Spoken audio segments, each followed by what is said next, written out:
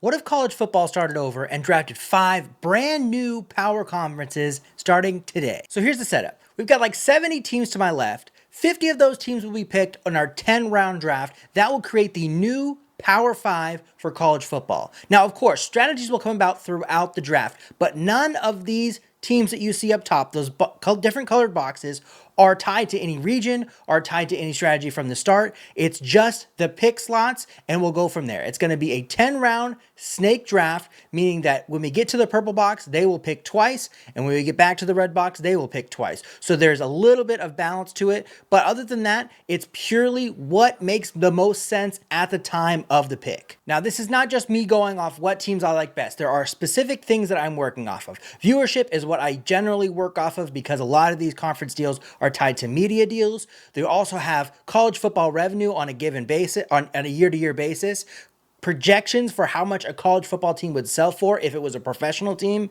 as well as total sports revenue for these given programs. Because while they are mostly focused on college football, other revenue does come into play when we're talking about conference deals. With all that said, let's get into it. The number 1 pick of the draft is going to be the Texas Longhorns. They're the highest revenue generating, most viewed, and strongest brand in all of college sports, as well as being in the hotbed of talent, not only for football, but basketball and baseball as well. The number 2 pick is the Ohio State Buckeyes. They might lack for talent that Texas has, but they definitely know how to recruit countrywide, and they know how to compete countrywide as well. Now, after the top 2, it gets a bit tricky about who you would pick number 3. But for me, it's got to be the Georgia Bulldogs. They're the number 2 projected as far as what a team would sell for if they were a professional team. They're in the biggest market in the South, one of the biggest markets in the country, and they're top 5 in viewership over the last 5 years each season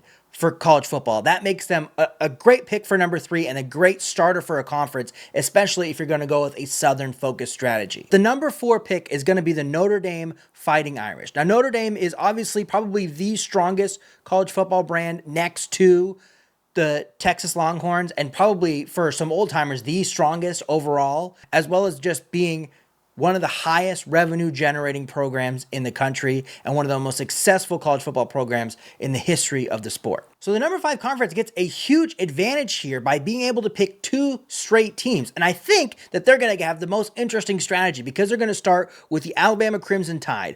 Alabama is going to be the number 5 pick, and then the number 6 pick, followed up by that same conference, is going to be the Michigan Wolverines. And this is a very interesting conference now because you have not only one of the strongest programs in the South, you also have one of the strongest programs in the North. You have just 2 of the strongest brands in the country and 2 of the most revenue generating brands in the country to start off your conference. So this is a very strong start by the number 5 conference. For the 7th pick, I think this is the next level of teams. I think that there's the top 2, then there's the next 4, and then I think this is the next level of teams. And it could go a couple different ways here, but I think that the Notre Dame conference, the 4th conference, would go with Oklahoma. Of course, Oklahoma's fallen on a bit of hard times recently. Looks like they might be back up this season, but I think having somewhat middle America, somewhat north and south is a strong start for the 4th conference. Okay, the next pick here, I believe, is going to be Tennessee, going to the 3rd conference with Georgia.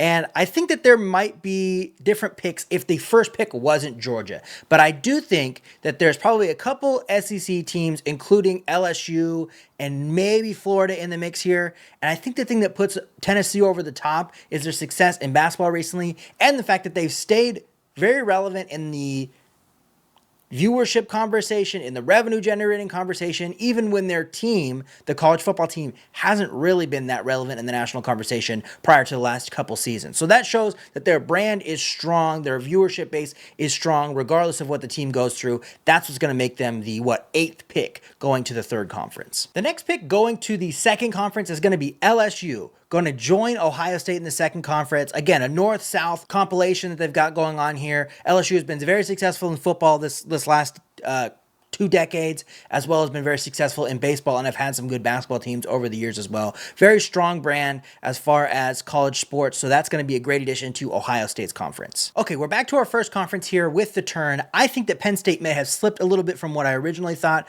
and I get into it, just makes sense for Tennessee and LSU to go before them, but a Penn State add to the first conference with Texas gives that north-south, gives 2 of the most populated states in the country, and then I think this is our first rivalry add, which the Texas A&M Aggies are going to get added to the Texas conference here. I think that having that rivalry, having 2 big teams from Texas, and really cornering the market on Texas as far as not just viewership, but also talent, like we talked about in the beginning, why the Longhorns were the first pick. Cornering Texas as a market is a super valuable thing for this first conference here, especially now that they have Penn State as well. It's going to make for a really, really strong start to the draft for the first conference on the board. For the next pick, I think that we're going to go with Auburn joining LSU and Ohio State in our second conference. Auburn has one of the highest average football revenues on a year-to-year basis. They're one of the highest projected values for being purchased if they were a sports team of all FBS brands.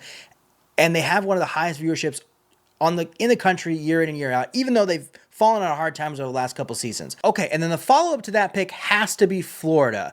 Now we have another rivalry add when we add Georgia, Florida, Tennessee. SEC East is essentially old SEC East going all together in one conference. Florida, of course, what I remember Florida for being is back-to-back college football champs, as well as a college football, college basketball champs. And I think they were back-to-back in college basketball as well in the late 2000s, early 2010s with Billy Donovan and Urban Meyer coaching down there. Florida is one of the strongest brands in the country. The Gators, obviously iconic. Gatorade, everything that comes around with it. It's been not quite as successful football-wise over the last couple seasons. They were really good in basketball. Did they win the national championship in basketball? I'm not really sure about that. But it's a super strong ad. Of course, Florida is one of the most populated states in the country. And of course, it's one of the most talent-rich states in the country, so having a regular game in that conference is very valuable for recruiting for the entire conference. Okay, and the next pick here is going to be USC. With Notre Dame being a part of this,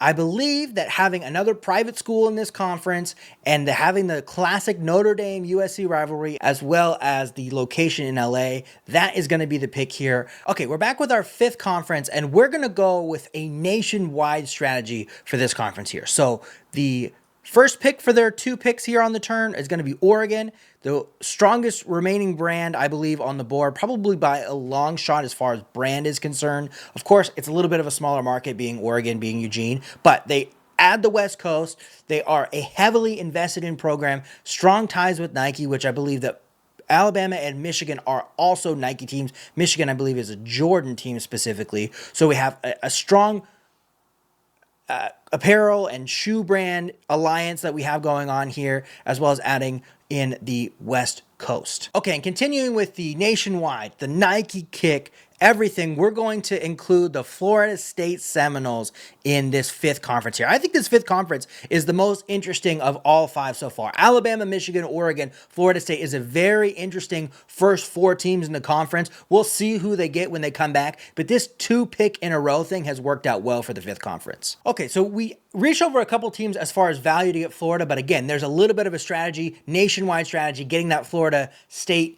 market into the conference is valuable for that 5th conference. We're going to do a similar thing as far as strategy with our 4th conference, and the next pick is going to be Nebraska. So Notre Dame gets its classic rival. Oklahoma now gets a classic rival in Nebraska. Old Big 8 rivals and Big 12 rivals prior to both teams abandoning the conference. Okay, we're going to speed things up a little bit here. The next pick is going to be Clemson, going to the Southern Conference that has kind of been created here. For the next pick, we're going to go with another Midwestern school to the 2nd conference, and that's Wisconsin. Wisconsin is one of those schools that's had success even with viewership and revenue, even when they haven't had success on the field, and they've been both a good basketball and football program this century. They'll add with Ohio State, LSU, and Auburn in the 2nd conference. Next is a school that's been an awkward fit in most conferences, but they have to be picked with the value that they bring. That's Washington, added to the Texas, A&M, Penn State conference with the first pick of 2. Now we're really starting to get into those strategies because the actual value of teams is really starting to get pretty close together after we get past Washington. So with that said, we're going to add Arkansas to this Texas conference that we have going on here. A classic rival for both Texas and Texas A&M, as well as another school in the South that can add to the Southern flair they have in their conference. For similar reasons, we're going to go with the school that's slightly more valuable than Arkansas, but still might surprise some people, even though we're pretty deep into the draft at this point. Iowa is going to add another Midwest team to the second conference here to be added to Wisconsin and Ohio State. For the 5th pick of our 3rd conference, they're going to actually go with Ole Miss. Keeping it Southern, this has been a very Southern conference all the way through, keeping it as a public school, another classic SEC team, so they all have a great history with them, maybe outside of Clemson, but this is a super strong conference, and Ole Miss is more valuable than you would imagine, and they're coming up as a college football program under Lane Kiffin. Okay, and then similarly with the 4th conference, we're going to go with Miami to get another private school added there, another high-end private institution. Of course, Notre Dame and Miami have a long-standing rivalry, and Miami has fallen on a bit of hard times. They're coming up. Maybe Cristobal can get them back to the blue blood that they were in the 80s, 90s, and 2000s. Okay, back to the turn here. We're going to go 2 straight teams for the 5th conference. The first one is going to be North Carolina, a very popular team in realignment talks for the 2030 realignment that is almost guaranteed to happen. And then the next ad for this one is Michigan State. Michigan State is one of the most valuable programs left on the board, and of course you get that in-state rivalry with Michigan. Basketball is probably more valuable than football right now, but there was a time when Michigan State was probably the best Big Ten program for a little run there in the early 2010s before Urban Meyer got to Ohio State. So we add another Michigan team to the 5th conference, and they've got 6 teams now, most of them from different states and different parts of the map. Okay, the biggest revenue generator left on the board is Indiana, and that's going to be the next pick for the 4th conference here, even though it doesn't fit very well in the box.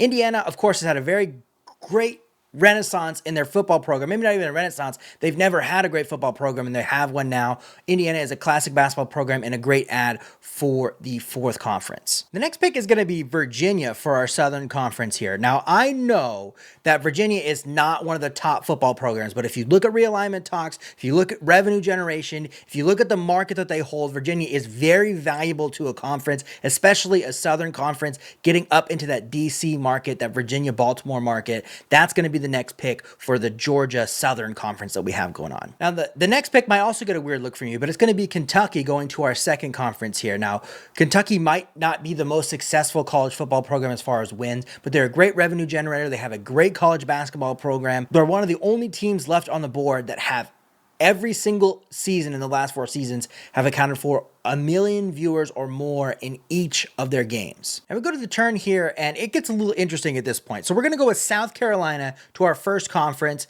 They're going to add to the southern part that we have, and they're probably the most valuable football program that we have left over. Now, South Carolina doesn't have the most highest revenue generation, and they have struggled a little bit with their viewership, even though they're in the SEC. But South Carolina is a very valuable ad for this conference, especially to expand a little bit to the southeast. And then there's going to be another addition here that might raise some eyebrows, but it's actually going to be Utah. Okay, let's go a bit rapid fire here. We're going to go Minnesota to our 2nd conference, adding to the Midwest and getting the Minneapolis-St. Paul TV market into our 2nd conference. Next, we're going to add to our Southern Conference. We're going to go with Missouri. Next, we're going to add Illinois to this kind of private school, kind of public school program or conference that we have going on here. Illinois is just the Chicago market. It's a great ad for that conference to keep expanding into the Midwest. Now, there's some awkward looks here for the turn, but we're going to start with the Maryland Terrapins. And the most valuable program that we have left on the board as far as projected value if they were to sell as a professional sports team is TCU. There's no Texas schools in this conference currently